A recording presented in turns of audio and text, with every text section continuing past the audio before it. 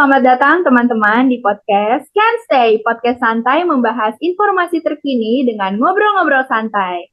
Nah, sebelumnya ada peribahasa tak kenal maka tak sayang. Kenalin, nama aku Gea Amanda sebagai host pada project kelompok kami pada kali ini. Nah, podcast Can Stay ini episode pertama di podcast kami loh. Nah, di sini tapi aku nggak sendirian. Aku bakalan bahas tentang masalah remaja yang baru-baru ini tuh suka banget merasakan khawatir, cemas berlebihan, dan gampang banget resah. Nah, kita suka bilangnya tuh zaman sekarang anxiety. Tapi di sini aku nggak sendirian, aku udah ditemenin sama lulusan psikologi, ya, yaitu Kak Regina, bintang tamu kita pada hari ini. Hai Kak, boleh kenalan dulu nih sama teman-teman yang ada di rumah. Oke, hai. Kali aku Regina. Nama lengkap nama lengkapnya Regina Sibusa. Biasa dipanggil Rere. Kebetulan aku sekarang jadi asisten psikolog di lembaga psikologi Ihlas Safari Mulia. Dan di sini aku itu lebih concernnya kepada psikologi anak dan juga konsultan pendidikan. Kalau untuk aku cuman sesekali waktu suka agak nyebrang-nyebrang dikit sih ke bagian rekrutmen atau HR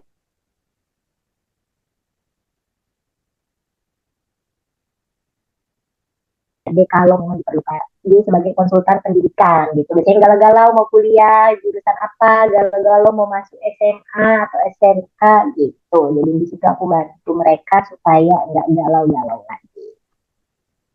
Nah Kak, kesibukannya apa aja sih sehari-harinya kalau boleh tahu? Oke, kalau aku sehari-hari aku biasanya sih ngantor ya. Cuman sebenarnya kantor aku tuh fleksibel gitu. Sebenarnya fleksibel. Nggak harus ke kantor tiap hari sih gitu ya. Jadi kayak remote working gitulah, hybrid. Jadi kayak campuran antara WFH dan WFO gitu. Kalau dibutuhkan aku ke kantor, kalau enggak ya aku biasanya stay di rumah atau aku ke kafe atau aku biasa ketemu klien karena kadang ada beberapa klien yang biasanya lebih nyaman kalau kita yang mengunjungi mereka di rumah gitu. Dan aku juga lagi ada insya Allah kami sedang membuka sesuatu yang baru. Masih belum bisa di-spill karena baru banget selesai, masih finishing gitu ya. Mungkin baru akhir bulan ini karena aku baru masukin barang-barang di Padang Sumatera Barat gitu. Tapi dunianya nggak jauh beda sama yang di Jakarta kasarnya bisa dibilang buka cabang lah gitu ya. Cuman untuk cabang yang di Sumatera Barat atau di Padang ini agak berbeda dengan cabang yang di Jakarta gitu. Jadi jadi emang kerjanya bolak-balik gitu ya Kak? Dinasnya pindah-pindah. Iya, jadi aku 2 minggu di Jakarta, sebulan di Padang, sebulan di Jakarta tergantung kebutuhan. Gitu. Kebetulan harusnya aku ke Padang sampai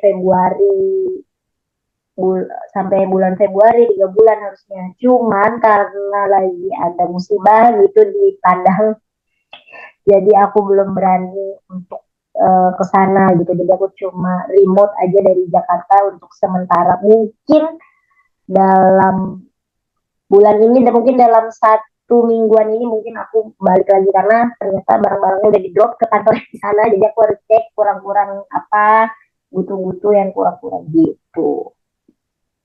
Ya semoga keadaan di sana cepat membaik ya Kak, biar Kakak dinasnya makin lancar dan sukses. Nah, Amin. kita langsung aja masuk ke topiknya ya Kak. Jadi mungkin teman-teman di rumah tuh banyak banget sekarang yang lagi ngerasain gangguan mental tentang anxiety ini. Dan yang di sekitar aku dan sekitar Kak Regina dan teman-teman yang lagi dengerin podcast kami, kayaknya banyak banget yang lagi marak tentang anxiety ini. Jadi kita langsung masuk aja ke topiknya. Jadi apa sih Kak yang dimaksud tentang anxiety itu? Dan Oke, asal muasalnya dari mana ya ada penyakit anxiety? oke. Sebenarnya bukan penyakit ya. Kalau di istilah psikologi kita menggunakan kata atau kata-katanya gitu ya. Kalau penyakit mungkin untuk sakit flu gitu ya, tapi kalau untuk di dunia psikologis kami menyebutnya itu dengan kata-kata gangguan gitu ya. Gangguan anxiety itu di sini jadi dia merasa khawatir, tapi khawatirnya ini secara berlebihan gitu ya. Biasanya ciri-cirinya gini, eh, susah bernafas gitu ya, dan jantungnya berdebar-debar gitu ya, lalu tegang, lalu tiba-tiba mungkin ada orang yang merasa lututnya lemas gitu ya. Tapi gejala-gejala klinis ini, kita bilang gitu ya, gejala-gejala klinis ini ketika mereka periksakan ke rumah sakit gitu ya, secara ilmu kedokteran gitu, bisa mereka berobat gitu, katakanlah ke internis gitu ya, atau ke penyakit dalam gitu ya, itu biasanya mereka secara hasil mungkin laboratorium, hasil pemeriksaan dokter penyakit dalam, dokter jantung atau apapun itu biasanya normal gitu. Dan biasanya kalau dalam kategori normal ini berartinya nanti biasanya kalau kalau kalian tahu ini nggak sih, gastrologi yang berhubungan sama lambung. Nah itu biasanya kalau orang psikologi, orang psikiater itu biasanya kerjasamanya itu sama dokter-dokter gastro. Coba kalau ada yang pernah ke dokter gastro, pasti hal yang pertama ditanya adalah lagi punya pikiran apa, lagi mikirin apa yang membuat kalian terjadi. Nah itu tugasnya gastro, dan itu salah satu bentuk tanda alarm di kita itu kecemasan tadi, asam lambung naik, GERD gitu. Biasanya selain jadi sebenarnya kalau GERD telat makan, aku bisa bilang mungkin iya, tapi biasanya mayoritas di situ kalau aku bilang nih, lambung itu otak kedua. Lambung itu otak kedua gitu ya. Dia itu kenapa aku bilang otak kedua, karena mungkin kita berusaha untuk tidak memikirkan itu, tapi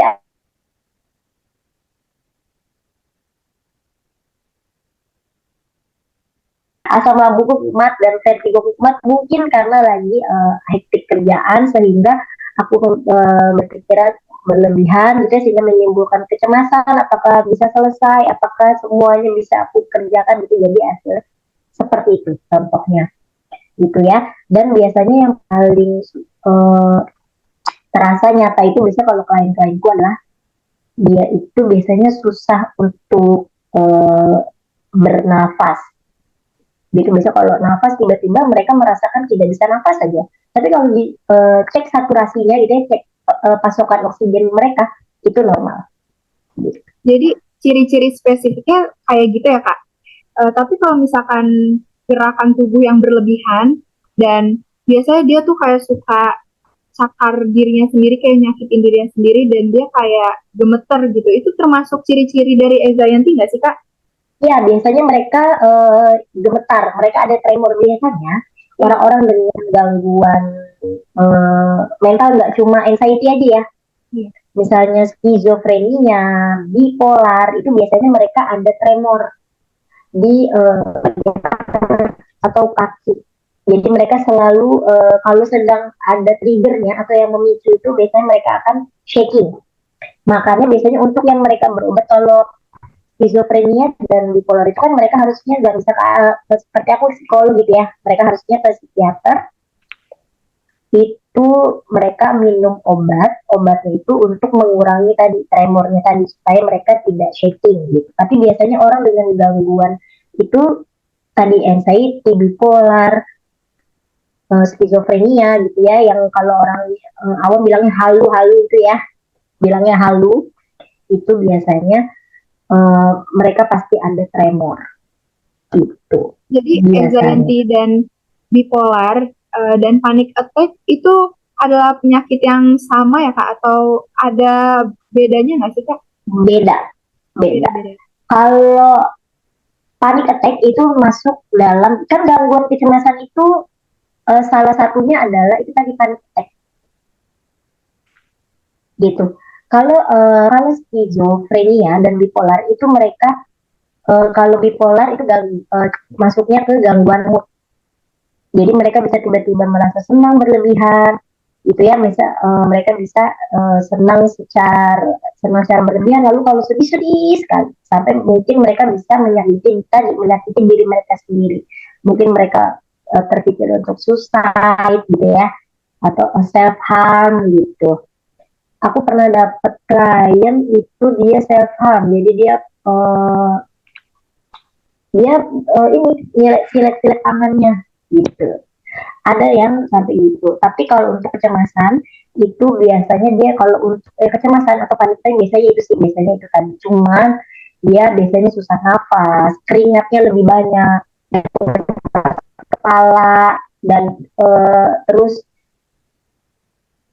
ya nggak bisa tenang gitu. Mereka selalu merasa takut tapi berlebihan gitu ya. Kalau manusia sebenarnya punya rasa takut itu normal, tapi kalau sudah berlebihan atau sudah mengganggu aktivitas berhari aktivitas hari-hari kalian gitu ya, selama berhari-hari kan. Untuk kategorikan gangguan itu kita punya batasan waktu gitu. Jadi nggak bisa kita lihat seseorang, oh kamu bipolar, oh kamu punya gangguan kecemasan, oh kamu punya skizofrenia, enggak. Tapi kita itu ada yang namanya buku diagnosanya gitu ya. Kalau dokter tuh ada buku diagnosanya, dan itu biasanya ya mereka itu harus misalnya nih dari 5 gejala, ada 5 gejala misalnya katakanlah gitu. Dari 5 gejala mereka harus punya 3 gejala tersebut, dan harus ada rentang waktunya, misalnya 1 sampai 2 minggu, atau 1 sampai 3 bulan, 1 sampai 6 bulan gitu. Itu baru bisa dikatakan gangguan. Tapi kalau itu cuma baru 3-4 hari, itu biasanya belum bisa dikategorikan gangguan. Hanya stres biasa, karena kita setiap manusia punya stres gitu. Karena dalam kehidupan itu pasti kita dihadapkan dengan yang namanya stresor itu adalah pemicu stres, trigger yang bikin kita. Misalnya kan kita jadi stres, jadi takut telat, tapi ketika macet ketika kita bisa mengendalikan itu, ketika kita sudah capek sudah kita tenang lagi, seperti itu kan. Tapi kalau orang-orang dengan tadi ada gangguan, biasanya mereka sampai lemas, mungkin ada yang nggak bisa sesak nafas di jalan kayak gitu, ada yang nggak mau ketemu orang gitu. Macam-macam sih bentuknya gitu. Iya, jadi beda. Jadi anxiety dan penyakit gangguan mental yang lain itu beda-beda ya Kak, dan gejalanya hampir-hampir sama sebenarnya. Tapi yang membedakan tuh mungkin lebih ke dampak jangka panjangnya gitu ya Kak. Dan cara pengobatannya ada yang ringan dan Kalau untuk skizofrenia itu dia itu sudah ada masalah di otak gitu, itu yang membedakan.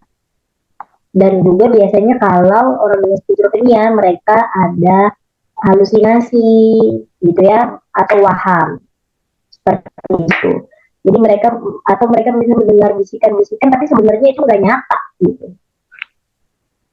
jadi Tapi sebenarnya ya, jadi dengan masalah-masalah yang tadi sudah disampaikan oleh Kak Regina nih, nah cara mengatasinya itu kalau orang yang kalau kita bertemu dengan orang yang kayaknya kelihatannya gejalanya anxiety nih Kak. Soalnya mungkin kan teman-teman di rumah ada yang punya teman, mungkin aku juga di sini nanti bakalan ketemu sama orang yang lagi mengalami hal tersebut. Cara yang efektif tuh sebagai orang awam, kita gimana sih Kak cara menanganinya? Apakah harus ada prosedur tertentu untuk ke psikiater? Oke. Sebenarnya gini, kalau aku biasanya untuk kategori orang itu ada misalnya mengarah ke gangguan, itu aku biasanya lihat dari kualitas tidur. Kalau untuk orang terdekat ya, kalau dia sudah tidak bisa tidur dan nggak bisa tidurnya itu berhari-hari gitu ya, misalnya dalam sebulan 2 bulan, jadi mereka tidurnya paling 1-2 jam gitu ya, maksudnya susah lah tidur, susah untuk beristirahat. Itu karena biasanya yang pengalaman aku ya, dan yang aku tahu dari itu biasanya setiap gangguan mental itu pasti ada gangguan sulit tidur atau insomnia. Orang-orang dengan gangguan itu pasti biasanya mereka kesulitan untuk tidur gitu, biasanya mereka aku cek dari itu. Nah, dan biasanya gini, orang-orang itu dia tidak punya ibaratnya itu uh, anggaplah gini, kita atau secara psikologis kita itu kan setiap hari itu ini ya ketemu stresor. Kalau stresornya nggak bisa kita keluarin kan jadi sampah, jadi residu ya. Dan kebetulan itu kalau aku sendiri, ini pengalaman aku pribadi, aku sendiri itu suka banget ngobrol. Jadi aku suka banget ngobrol, aku suka banget cerita. Jadi biasanya aku cerita. Kalau aku nggak nyaman, tapi aku sih nggak pernah sih sampai nggak bisa tidur sih nggak pernah. Tapi biasanya kalau aku itu jatuhnya kalau aku kalau panik attack aku itu aku biasanya susah nafas. Terus aku suka lemes. Aku itu nggak bisa denger teriakan. Jadi aku nggak bisa dengar orang teriak, nggak bisa dengar orang berantem. Jadi kalau aku udah kayak gitu, pasti aku sesak nafas dan aku lemes, terutama di bagian kaki. Jadi aku kayak mau jalan tuh nggak bisa, lemes gitu. Uh, dan biasanya kalau udah gitu, aku coba untuk biasanya cerita gitu atau ada masalah pekerjaan atau masalah pribadi lah gitu misalnya. Kan kita setiap manusia pasti ada masalah ya gitu. Jadi jangan malu buat cerita. Nah aku pun yang udah masuk ke dunia psikologis ini, aku pun punya orang yang aku percaya selain di luar ini ya, di luar orang tua, sahabat, pacar gitu kayak kalau yang punya pacar, kalau yang udah punya pasangan, udah punya suami, udah punya pacar lah, udah, gitu yang udah punya pasangan. Bias aku itu punya uh, psikolog sendiri. Aku ada psikolog, kebetulan aku ada senior, tapi memang aku dari zaman kuliah dekat sekali sama beliau gitu ya.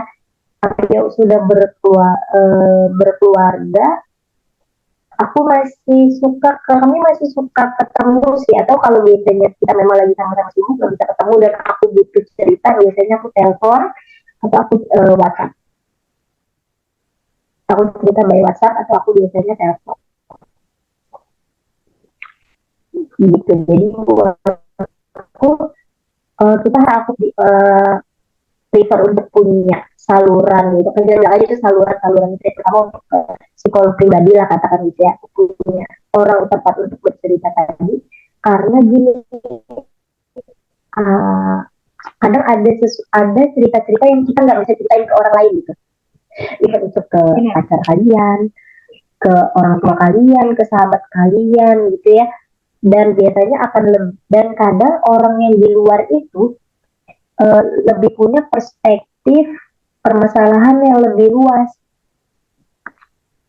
Karena kan kadang kalau orang yang dekat sama kita kan udah bias duluan ya, udah ada labeling tentang kita. Oh misalnya kalau aku bawel gitu ya, misalnya gitu. Misalnya kalau aku bawel, terus misalnya aku labeling aku moody gitu. Biasanya kalau orang yang terdekat kita betul. Kalau kita punya orang di luar yang mungkin nggak ketemu kita setiap hari, tapi masih tetap intens berkomunikasi, biasanya mereka bisa lebih kasih input ke kita ya. Kadang aku kalau setiap baru cerita gitu ya ke tadi kita anggap aja psikolog pribadi itu, aku selalu berpikirnya gini, oh iya juga ya, ternyata harusnya kayak gini loh. Dan ketika aku cerita ke orang-orang nggak ada yang kasih input itu gitu.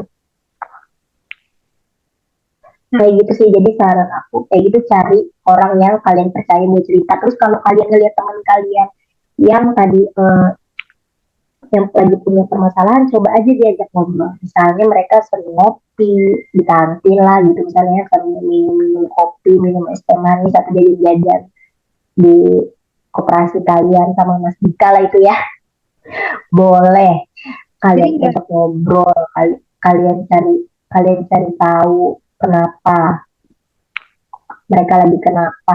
Tapi buatku memang orang terdekat itu biasanya kadang kita sendiri nggak prefer sih dengan perubahan diri kita gitu. Aku pun biasanya bikin aku sadar itu biasanya orang terdekatku sih, biasanya mereka lebih nanya kayak kenapa kenapa nih, lagi ada masalah apa gitu, kayak gitu sih biasanya orang terdekat itu lebih prefer. Jadi nggak apa-apa ditanya aja, dan jangan suka ini ya self diagnos ya, karena sekarang banyak banget nih diagnosa sendiri by Google gitu. Bisa aku katakan itu nggak valid. belum tentu apa yang kalian lihat di Google itu yang benar-benar terjadi di diri kalian. Jadi saran aku, kalau memang kalian punya permasalahan gitu ya, punya permasalahan yang memang sudah mengganggu, ayo ketemu sama profesional gitu ya, minta bantuan, help, searching for professional helper gitu, cari bantuan. Jadi Itu kalau lebih memang cara mengatasinya tuh kita ke psikiater ya Kak, dan ke orang yang terpercaya, karena nggak semua orang bisa nerima penyakit itu, dan nggak semua orang bisa ngerti juga tentang apa itu gangguan mental tersebut kan ya Kak. betul. Jadi kalian bisa ke psikolog atau ke psikiater. Tapi kalau saranku untuk pertama mungkin ke psikolog dulu kali ya. Karena kalau psikiater biasanya mereka prefernya kan kasih obat gitu. Jadi kalau kalian masih mau ngobrol-ngobrol aja, mungkin bisa ke psikolog dulu. Nah, aku baca artikel nih Kak, dia tuh pada 2022 itu ada kasus 1.000 remaja yang mengalami kecemasan masalah di Jogja. Tapi masalah ini tuh kan harus jadi perhatian khusus ya Kak, karena kalau nggak ditangani secara dini tuh mungkin akan masuk ke dalam gangguan mental. Nah, tekanan hidup yang ada di sana juga mempengaruhi para remaja di sana untuk ada timbul gejala anxiety tersebut. Nah, tapi apakah ada hubungannya antara karena kan cukup kompleks ya Kak masalah ini, karena memperhatikan kualitas hidup seseorang. Jadi ada nggak sih Kak hubungannya antara anxiety ini pada kualitas hidup seseorang, mungkin tentang lingkungannya, teman-temannya, sekolahnya, dan pergaulannya? Ada dong, pasti ada. Misalnya nih korban biasanya punya panik itu biasanya orang yang pernah dibully di sekolah atau mereka kalau yang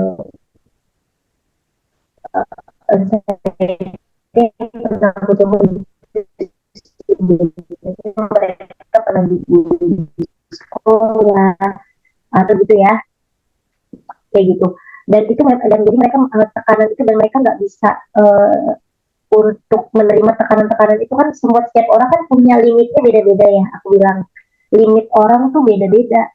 Ada yang mungkin dikasih tekanannya baru 3, udah kayaknya udah rasanya tuh eh, udah menunjukkan gejala dikasih tekanan 10 baru nih mereka menunjukkan gejala-gejala tersebut, kayak gitu. Jadi balik lagi itu balik lagi ke orang masing-masing sih, sekuat apa mereka. Dan itu kan karakter itu dibuild dari kecil ya. Untuk orang yang punya kekuatan dari diri kita itu kan dibuildnya dari kecil, gimana sih keluarganya gitu. Makanya aku paling seneng, dan aku itu di keluarga aku itu sampai sekarang kalau kita makan malam itu kita ngumpul di meja makan.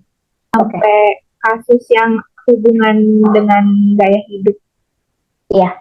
Jadi orang-orang dengan gangguan itu biasanya mereka nggak punya support system. Jadi tadi aku bilang kalau misalnya mereka ini nggak punya support system yang utama, yaitu adalah keluarga mereka, biasanya orang-orang itu mereka di awal itu merasa tidak punya support system atau tidak tersupport oleh keluarganya. Bahkan seringkali aku temukan ketika keluarganya pun tahu nih bahwa salah satu anggota keluarga mereka terkena mengalami gangguan, bahkan mereka seperti dalam tanda kutip ya, dibuang, dikucilkan. Bahkan contoh aku punya klien gitu di Padang, itu dia sampai saat ini sudah masuk rehab dan tidak pernah dijenguk oleh keluarganya gitu. Itu kan betapa menyedihkannya jadi mereka ya gitu. Dan ini gangguan dia ini ya skizofrenia gitu ya, bukan kecemasan biasa gitu ya, yang sudah bikin cemas juga iya, tapi ditambah dia suka dengar-dengar bisikan iya, ditambah dia juga punya halusinasi dan mereka harus minum obat.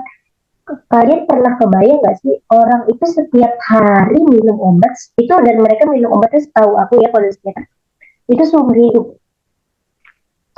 hidup mereka, karena itu tidak bisa sembuh ya.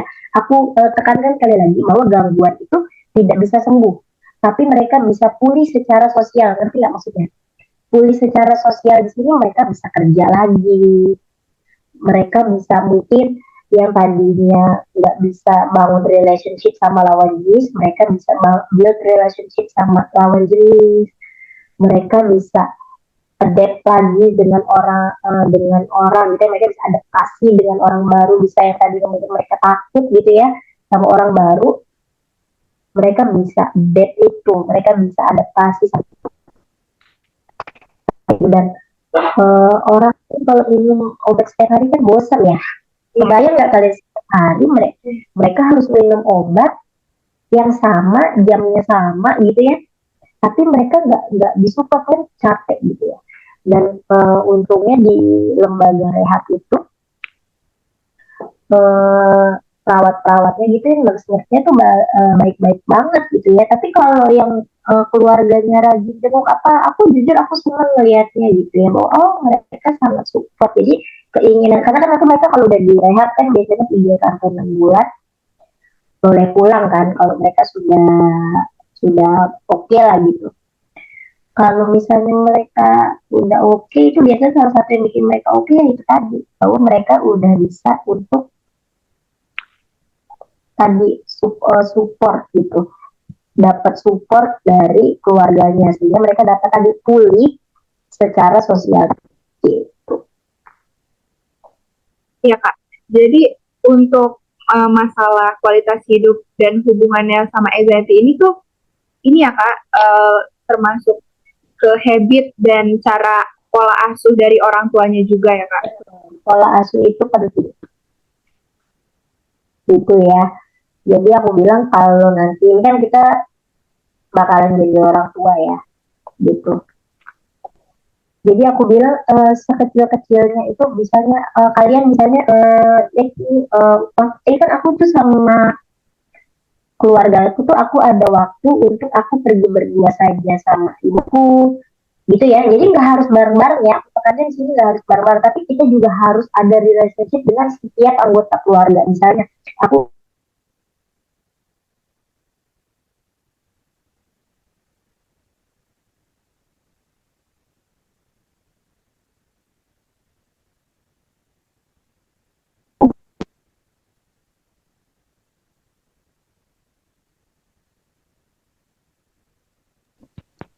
tadi supaya dapat gitu ya eh, hubungannya, kualitas tadi hubungannya itu biasanya aku ada waktu untuk pergi sama mamaku, entah itu kita ngopi, entah itu kita waktu zaman covid aku nemenin mamaku vaksin cuma berdua gitu, dan aku juga punya waktu sama papaku. Jadi aku punya dating gitu ya, jadi kalau bahasanya gitu kita dating gitu ya. Aku dating sama papaku kayak misalnya makan, karena papaku bukan tipe orang yang suka jalan-jalan, jadi kan kita keluar makan nonton gitu, itu penting. Ya, sama kakakku pun aku juga kualitas itu sama kakak dan adikku. Sama kakakku mungkin aku bisa sama dia naik motor berdua, kita pergi sesimpel ini aja, dia ke Alfa belanja belanja misalnya di rumah ada yang habis, terus kita ke Alfa lah gitu, ke Alfa dekat rumah, naik motor atau bawa mobil beli apa berdua. Sama adikku pun aku punya kualitas kayak gitu. Kalau aku sama adikku biasa lebih ke games kan, kalau anak sekarang kan kemudian adikku sama aku bedanya jauh. Adikku baru kelas SMA kelas 2. Jadi kan lagi gap umurnya agak jauh ya, 11 tahun. Jadi aku pendekatannya itu kalau sama anak sekarang enggak, maksudnya bangun relationship-nya sama sebenarnya kayak quality time-nya tuh gimana? Aku main game, kita main ludo, main game online. Itu ludo kan bisa online ya, gelar tangga online, monopoli online aja, saling invite menginvite. Terus ini Di apps-nya masih ada biliar. Jadi isinya handphoneku tuh game-game gitu semua. Kalau untuk aku main, nah kalau dia sama kakakku mainnya yang lebih cowok banget, Mobile Legends, COC gitu ya. Nah, jadi kalau mau di handphoneku ya ada Iya, jadi game-game. hubungan Jadi sama keluarga tuh juga penting banget buat ngebangun betul, ngebangun rasa percaya diri lagi ya Kak buat betul, anxiety ini. betul. Ketika Orang dia terdekat nyaman kita. dengan keluarganya, iya, ketika dia nyaman dengan keluarganya, mah dia bisa membawa diri dia dengan percaya diri karena oke, dia cukup nih gue nih dapat perhatian dari keluarga sehingga nggak perlu lagi orang dia memerlukan pengakuan dari luar kan gitu ya, harus diakui di luar karena dia sudah cukup dari tadi dari internalnya, dia sudah merasa cukup. Tuh, itu sih yang paling penting yang lakukan. Nah, tapi Kak kalau berlangsung berkepanjangan ada dampak negatifnya nggak sih Kak Untuk untuk penyakit anxiety ini? Apalagi tuh bisa berdampak ke penyakit yang lain oh dan iya, iya dong, pasti ada dong. Biasanya mereka jadi punya masalah lambung yang tadi aku bilang ya. hmm, Jadinya ke kesehatan kan gini. Jadi kalian itu eh, harus punya konsep gitu ya, kita nih sebagai manusia bahwa psikis itu juga mempengaruhi fisik. Itu dua dua hal yang saling berhubungan. Jadi kalau kalian psikisnya sakit, pasti fisik kalian sakit. Makanya tadi aku bilang ada aja yang asam lambung naik, GERD gitu ya, yang tiba-tiba vertigo gitu katakanlah, tiba-tiba yang nggak punya hipertensi gitu atau darah tinggi jadi punya hipertensi darah tinggi gitu ya, kayak gitu. Jadi pasti kalau kita ada masalah psikis gitu ya, atau psikologis tadi, pasti akan mempengaruhi fisik kita. Secara fisik pasti akan ada yang sakit. tapi bisa sembuh total nggak sih Kak untuk Oh bisa, anxiety ini, perasaannya tuh bisa sembuh total nggak? tadi aku bilang sembuhnya secara sosial, tadi yang aku bilang sembuhnya itu kalau untuk gangguan-gangguan psikologis ya, sembuhnya secara sosial, terfungsi secara sosial. Kalau untuk anxiety-nya pasti jadi gini, jadi kalian anggapnya itu gini, biasanya mereka berprogres. Biasanya ketika mereka sudah ketemu sama profesional helper gitu ya, mereka udah ke psikolog atau kalau yang udah butuh obat mereka ke psikiater, misalnya ada progres yang biasanya mungkin anxiety-nya dalam 1 minggu misalnya 4 kali gitu ya, mereka 4 kali merasakan takut, tapi nanti misalnya udah sebulan terapi gitu ya, udah sebulan dikasih terapi sama psikolognya, udah dikasih obat, sudah konsumsi obat rutin sama psikiaternya, mereka nanti biasanya akan membaik. Yang tadinya 4 kali dalam 1 minggu mungkin jadi berkurang nih 3 kali, 2 kali, tapi buat aku pasti akan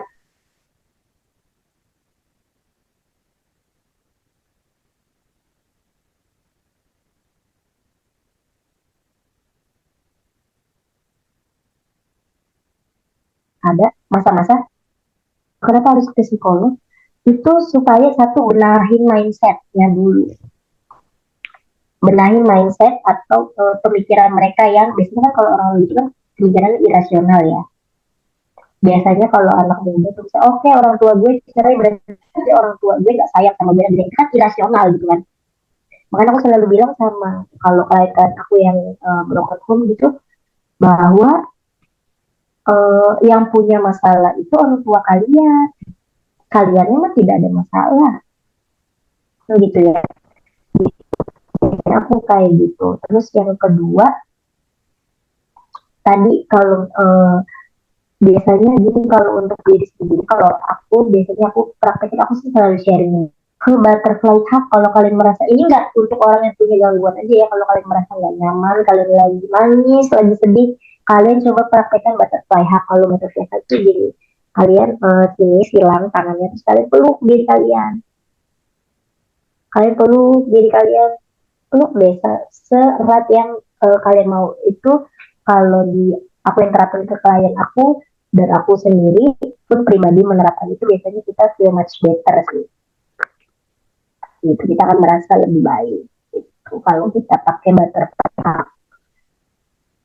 Terus ya itu tadi jangan malu sih kalau memang kalian butuh bantuan gitu. Jangan gengsi, cerita aja mungkin ke teman. Jadi nggak harus langsung ke psikolog ya. Kalau aku cerita aja mungkin ke teman kalian, ke orang tua kalian, ke pacar kalian, atau mungkin om kalian, tante kalian, yang kalian pokoknya orang-orang yang kalian nyaman lah untuk cerita. Jadi memang untuk sembuh secara total tuh bisa, tapi untuk secara mentalnya memang harus dibantu pakai obat dulu ya Kak. Dan Kalau itu sudah mengganggu ya, kalau itu sudah mengganggu sekali, misalnya sampai nggak bisa tidur, biasanya kan dia butuh obat tidur dong. Dan biasanya untuk mengurangi, karena kan kalau gitu biasanya mereka susah tidur, jadi untuk dari merilekskan mereka.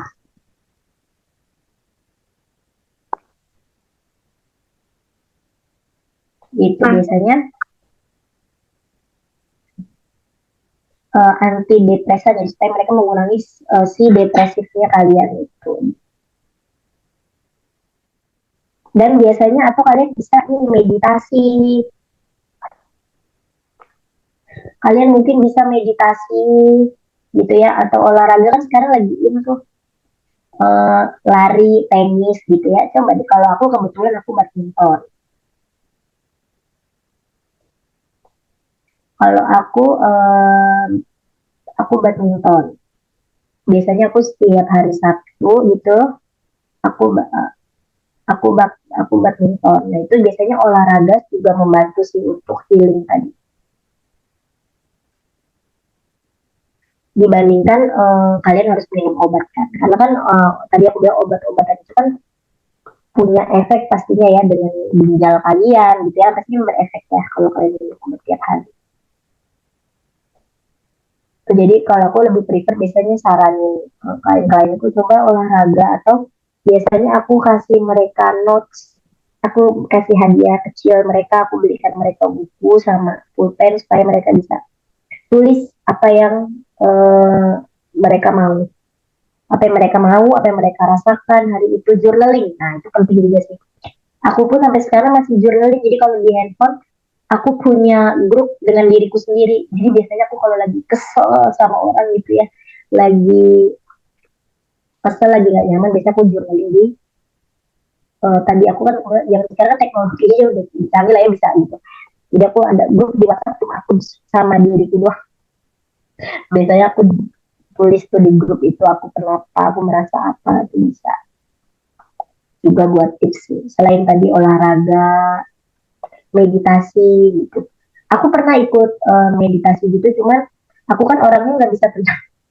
Aku tuh orangnya nggak bisa duduk lama gitu, nggak bisa aku tuh duduk lama. Mungkin senangnya tuh aku jalan. Nanti aku pun kalau di kantor kan bisa, kalau di kantor, kalau di kantor nih bisa aku duduk 1-2 jam, nanti aku bisa ke lobby keluar, ganti aku duduk di lobby di luar.